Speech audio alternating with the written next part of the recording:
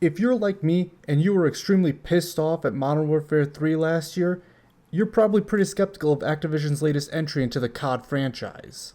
After the massive disappointment of Modern Warfare 3 last year with its pitiful campaign, its laughably bad zombies mode, and a multiplayer that felt like Advanced Warfare on Modern Warfare 2 maps that were apparently cut from the multiplayer of the remaster from 2 years ago. And it made for a multiplayer that was a chaotic hodgepodge of bullshit that made no sense and felt horrible. So how the hell could Activision possibly justify you spending another $70 a year later? Well, with Call of Duty Black Ops 6. So come with me as we try to figure out, is Black Ops 6 really fucking worth $70 all over again? Well, let's clear up some storage space on our console and PC, download 120 gigabytes of Black Ops 6 fun, and let's find out together. For starters, one massive improvement, the UI isn't complete dog shit. It doesn't look like it was designed by Netflix or Hulu or any of the other streaming services. It looks like a fucking video game. Look, just 3 main options: multiplayer, zombies, and campaign. None of the other bullshit that has to take up my entire screen. It's a simple menu, and they fixed it by going back to the year 2011 with Modern Warfare 3. Straight out the gate, the campaign, pretty good. It's nothing revolutionary, it's nothing that we haven't seen before, but it's fun. And it's actually like a solid story, unlike last year. For reference, this is no spoilers. All the footage I'm showing is from at least the first half of the game, and any other footage that I show is completely out of context. So, no spoilers here. It's a fun espionage story involving secret government experiments, morally questionable characters, a few twists that, granted, keen eye players are going to be able to predict way ahead. But it works. It's fun. The story will take you all over the world. You'll get to meet interesting characters, see interesting places. Classic Call of Duty formula. The character interaction and the story all take place in this safe house called the Rook. And the safe house is a neat little place. It's got its own little secrets that you can uncover. It's where you can talk to the characters that you meet along the way, get some more depth, and have some decent conversations with them. In some ways, it kind of reminded me of the camp from Red Dead Redemption 2. Granted, the character interactions and dialogue didn't feel nearly as natural or flow as easily. They felt very scripted, but for what it was, it actually works. I felt like I actually wanted to see every piece of dialogue option that these characters had. And just like in Cold War, the safe house has its own little secrets. It has its own little puzzles to solve. They weren't complicated. Some of them quite literally spell out the solution for you. But it didn't take away from the satisfaction I felt from figuring out the puzzle and getting into that safe at the end. It still felt great. A record played the sounds of a rocket launch. I was disappointed, wanting to see it on film instead. 502. When you're older, my sister said. Let's try 5024. 502. Hell yeah! Alright, that's pretty cool. I like that. I like the puzzles. And trust me, the money in that safe, you're gonna need it. Because this game now has character upgrades. Yes, there's upgrades like you can carry more armor, you deal more damage, you reduce the damage that you're taking from grenades or other things. Pretty basic stuff, but you know what? Having some sort of progression that you have to invest into, sacrifice other investments, it helps, and it might add to replayability of the game, of the campaign. The thing that you're going to spend most of your money on is more than likely going to be 3 exclusive multiplayer weapon blueprints. And Jesus, these things ain't fucking cheap. Each one is $3,000. And money doesn't come easy in this game. Each level has a safe that you have to find the code to by cracking a radio signal. But then when you finally get the safe open, it's only 1,000. Other than that, you just get some money scattered here and there that you have to pick up. But the weird thing is that the game is oddly selective about what cash you could take. There's a point in the story where you get to access to a massive vault full of tons of cash, but you can't pick any of it up. Isn't the point of gathering the money so that we can invest into our own gear and supplies? Why can't I take this money? Why is it so selective? This should be the big moment where I get to fucking just take everything that I can carry and move on and finally like get the massive upgrades that I've been holding out on, or get the weapon blueprints if I've been investing in other things. But no, I invested to save my money and get the weapon blueprints. And at the end of the game, I still was missing one. And that flies right in the face of what the game actively wants you to do and what it encourages you to do. It wants you to go around and explore these levels to look for this cash and look for these like little stacks of money, while at the same time, the level design and your fellow characters are going against you actively. 9 times out of 10, when you come to a corridor, the room is going to split. If you decide to go the opposite way from all your teammates, guess what? 9 out of 10 times, it's a dead end. There's nothing there. Of course I'm gonna go the opposite way. I'm a curious little fucking cat. I want to see what the heck's over there. I want my curiosity to be rewarded because I'm trailing off the beaten path. But no, 9 out of 10 times, there's nothing for me there. At least give me some little bit of cash or something. But no, the game actively hates you for looking around for things that it wants you to look for. Not only that, the characters are constantly in your ear yelling at you to get a move on. I'm trying to fucking get things for us. Fuck off for 5 seconds while I look for money that we need. Alongside the basic Call of Duty mission structure where you're going down corridors and mowing people down just to keep pushing forward, I'm glad to say that Black Ops 6 actually does some experimentation. And you know what? It often fucking works. They even had the gall to bring back the open combat missions from Modern Warfare 3. The open combat missions that were basically just fucking Warzone levels plugged into the campaign to give it some sort of fluff or some sort of substance. But you know what? They put it in here. And it fucking works. It doesn't feel like a thrown together mess. The map is purpose built for this kind of situation. And it shows. You can actively go around from one place to another, do a little side mission that will reap you benefits that can help you on the main mission later. You get access to vehicles, your teammates are all with you in the back riding around. You feel like a kind of a badass going around this massive map. And that's not even the only experimentation that the game does. There are missions that when you go there, you get a main objective, but it won't tell you exactly how to do it. There are different options for how you can get that objective done. Yes, it isn't really left open to the player in a way that you can naturally find like in some like the Hitman games by IO Interactive.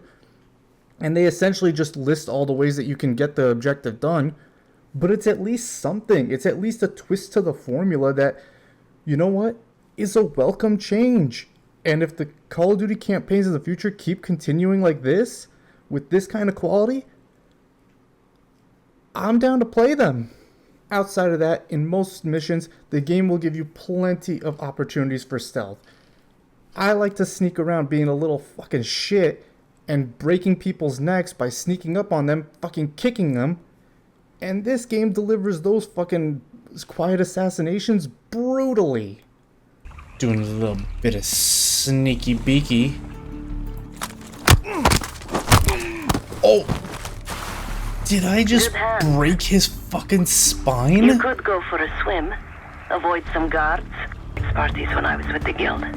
Though they were good practice in how to blend into a scene. Oh! Any girl who caught the Onyx Eye was in for a long night. So let's cut his short. Yeah, the stealth isn't very complicated. It's very basic line of sight stealth kind of stuff that remind me quite a bit of the Activision James Bond video games from the 2010s, like GoldenEye Reloaded. Security cameras aren't really a threat, but you know what? I still had my fun with it. I'm not looking for Splinter Cell. I'm not looking for Hitman levels of stealth here. At the end of the day, this is a Call of Duty game and it needs to feel like a Call of Duty game. Having that little bit of stealth, it feels good. There are even points in this game's experimental phases where it becomes just a straight up horror game. And kind of plays a little bit like an homage to Doom Eternal at some points. Quick change of pace that I very much welcome, and it was fun while it lasted. Maybe they're setting the seeds for a game that they want to develop in the future. Not sure if I would like a whole game like that, but you know what? Sprinkling in that little bit here and there, I'm fine with it. Well, with all this praise I've been giving the campaign, there are some negatives. For one, I find it really stupid that on PC the game has to launch single player separate from multiplayer and zombies. It literally closes everything and relaunches an entire single player executable file on its own. Why? Why is this an issue that we're having in the year 2024?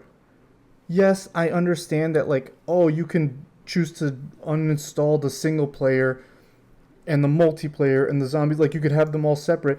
But that's the thing. It's not an issue with multiplayer or zombies. I can easily go from the main menu, click multiplayer, and the game doesn't have to close from the main menu to multiplayer and open up a new file. I can go directly into zombies without having to close anything and reopen. It's only the campaign that does that.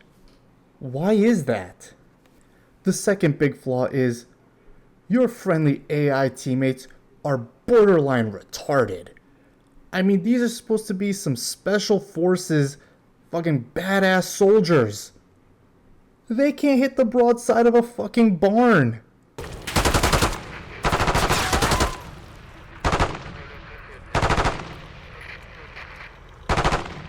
Come on. You got... Oh. Anyone else want to help him? Do you... Oh, he hit him again. Alright. Come on. Oh, there you go. Oh, is he still alive? Oh, there's another... Didn't even notice that guy. How do you fuck up an easy shot? He's 5 feet away from you and you can't hit him. What the fuck is wrong with you? How did you get this job? Why did we hire you? And third, and this is an egregious fucking issue, the game on single player, I'm gonna stress, on single player, on the campaign alone, I've had this issue. The game crashed for me on every single mission at least once.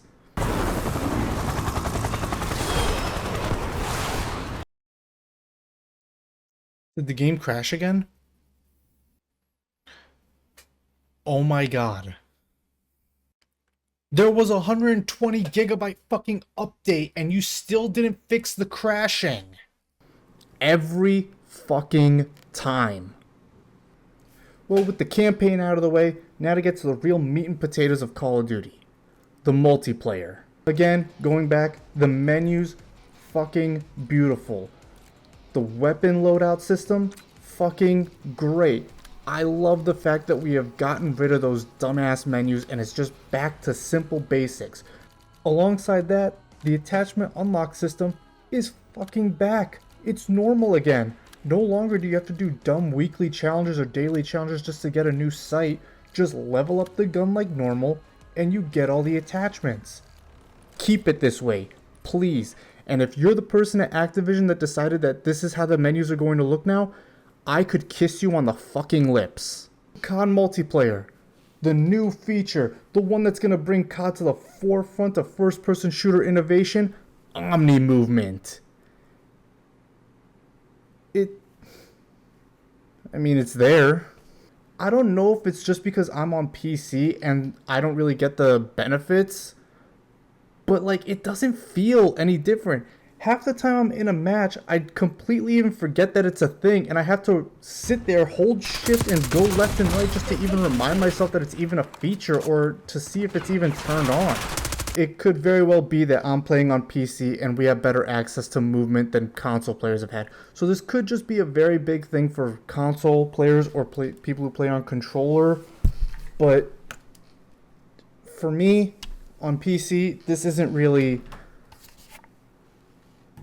was a non-issue, and I feel no difference in the movement system.